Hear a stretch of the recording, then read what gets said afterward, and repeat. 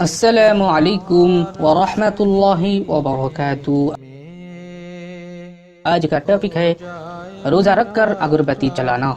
روزہ رکھ کر اگربتی چلانا۔ سوال یہ ہے کہ رمضان شریف میں جمعہ کی نماز کے وقت مسجد میں ایک روزہ دار شخص نے کچھ اگربتیاں اس مقصد سے سلگائی کہ تمام مسجد میں خوشبو پھیلے۔ اگربتیاں جلتی رہی اور خوشبو پھیلتی رہے۔ نماز کے بعد کچھ لوگوں نے اچھی خوشبو ہونے کی وجہ سے لمبا سانس لے کر خوشبو سونگھی۔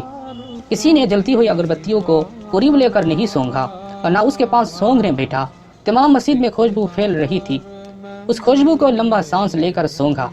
اس حالت میں اور نمازیوں کے روزے ٹوٹ گئے، اور جنہوں نے خوشبو کو لمبی سانس لے کر سونگھا تھا اس کے روزے کیا ٹوٹ گئے؟ میں اس سوال کو پھر بتاتا ہوں۔ رمضان شریف میں جمعہ کی نماز کے وقت مسجد میں ایک روزہ دار شخص نے کچھ اگربتیاں اس مقصد سے سلگائے کہ تمام مسجد میں خوشبو پھیلے۔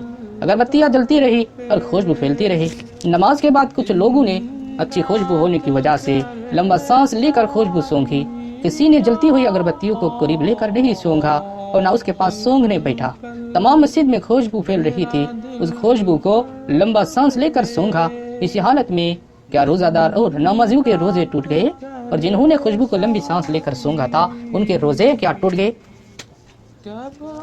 جواب ہے اگربتی کا دھواں اگر قصدن سانس لے کر دماغ میں پہنچایا ہے تو روزہ فاسد ہو گیا۔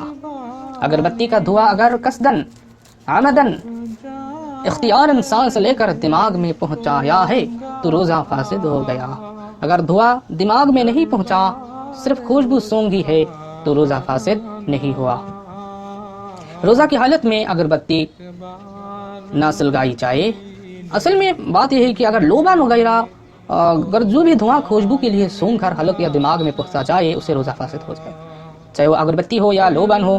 اس قسم میں جو بھی دھواں ہو، دھواں در خوشبو جو ہے اس کو سونگ کر دماغ میں اگر دھواں کو پہنچا جائے تو اسے روزہ فاسد ہو جائے گا۔ محض خوشبو سونگنے سے روزہ فاسد نہیں ہوگا۔